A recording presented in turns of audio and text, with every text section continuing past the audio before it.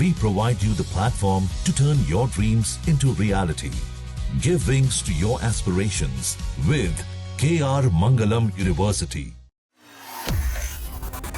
पश्चिम बंगाल विधानसभा चुनाव में भारतीय जनता पार्टी ने प्रचंड जीत हासिल की है।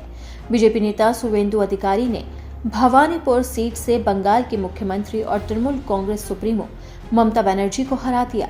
सुवेंदु अधिकारी इस बार नंदीग्राम और भवानीपुर सीट से चुनावी मैदान में उतरे थे।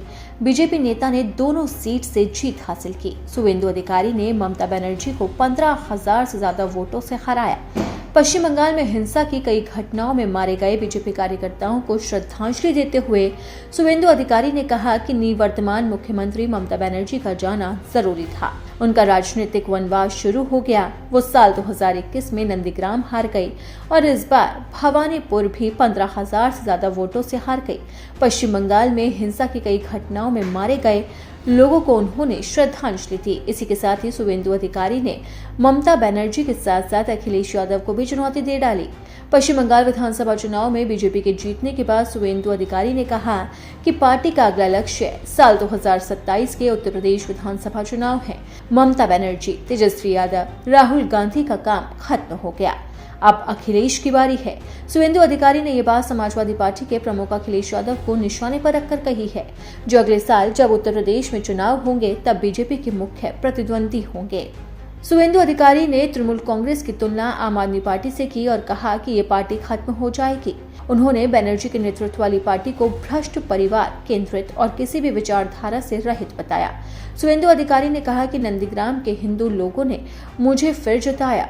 वहां पूरा मुस्लिम वोट टीएमसी को गया। हिंदू, सिख, बौद्ध और जैन लोगों ने मुझे वोट दिया। ये हिंदुत्व, बंगाल और पीएम मोदी की जीत है। उन्होंने कहा कि सीपीएम के कई समर्थकों ने उन्हें वोट दिया है। इसी के साथ ही सुवेंदु अधिकारी ने सीधे तौर पर इशारा किया है अखिलेश यादव की तरफ।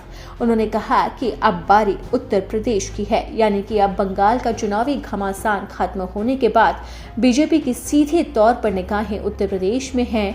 अभी फिलहाल उत्तर प्रदेश में बीजेपी की ही सरकार है, लेकिन अब बीजेपी ने एक बार फिर से अखिलेश यादव को कड़ी चुनौती दी है। तो वाकई में अब बंगाल से लेकर उत्तर प्रदेश तक मुकाबला दिलचस्प होता नजर आ रहा है। लेकिन इससे पहले सुवेंदु अधिकारी ने ममता बनर्जी को भी आड़े हाथों लिया था। उन्होंने कहा था कि अब टीएमसी का राज पूरी तरह से खत्म हो जाएगा और ममता बनर्जी अब राजनीति में कहीं नहीं दिखाई देंगी। वहीं इसी बीच में आपको बता दें कि बंगाल चुनाव में बीजेपी ने इस बार प्रचंड जीत हासिल की है। बीजेपी ने 200 का आंकड़ा पार कर लिया, जबकि टीएमसी 100 के आंकड़े को भी नहीं छू पाई है और ये नतीजे वाकई में ममता बनर्जी के लिए जोरदार झटका है।